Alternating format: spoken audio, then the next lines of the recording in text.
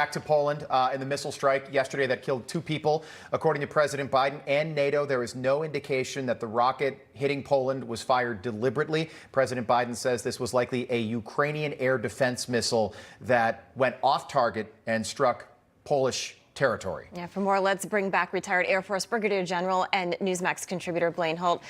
General, so 24 hours later, we're hearing this. I just have to wonder, why did Ukraine not say anything if it was in fact a missile fired from them?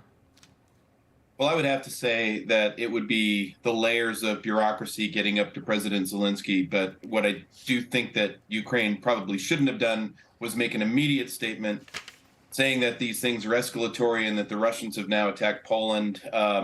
It was very, very dangerous yesterday about how this could be perceived, what would happen in the emergency meetings that Poland had. What I'm really, really happy about is the intelligence work that has obviously been done by the U.S. European Command and by NATO countries doing their intel sharing and getting to the conclusion this morning already that this is not worthy of an Article 4, certainly not going to broach Article 5, and that cooler heads are going to prevail here. And isn't that so good for everybody? Because you've got the CIA director with his counterparts starting the elements of dialogue. You've got Xi Jinping and Modi over at the G20 distancing themselves from this war. Yeah. And maybe we can continue on this path towards diplomacy and dialogue to get this thing done. And possibly the importance of de-escalation. General, do you think this is a good reminder that we could be just zombie walking, slow walking, if you will, toward World War III? Yesterday when I saw this, I said, well, that's all it would take is an attack on a NATO country to get all of the NATO countries involved in this war in Ukraine. And I mean boots on the ground, American troops, boots on the ground.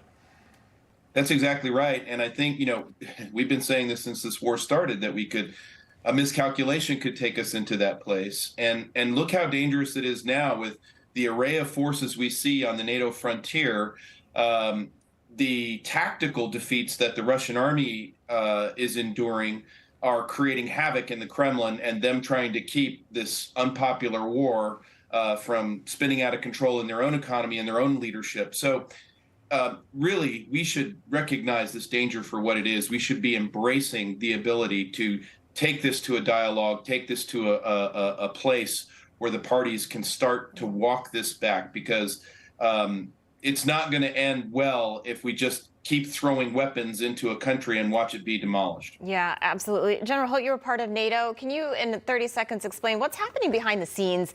You mentioned what they were doing yesterday, but what do you think is happening today as they're getting all this information and digesting it?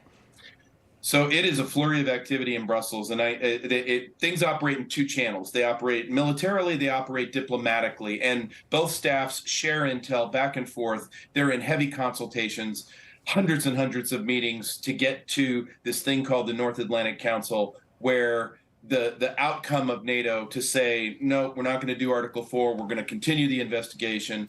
The system works very well. It's very organized, and I'm just very proud to have been a part of it, and I'm really excited about what happened here. Yeah, it seems like it is positive news, at least for the rest of the world, that this was an accident. General, we'll check in with you again next hour. Thank you. Great. All right. No crooked establishment. None of that twisting the truth. No talking down to me. Don't tell me how to think. Don't tell me how to think. Don't tell me how to think. I trust Newsmax. Newsmax. They don't tell me how to think. They let me decide. Newsmax. Real news For real people.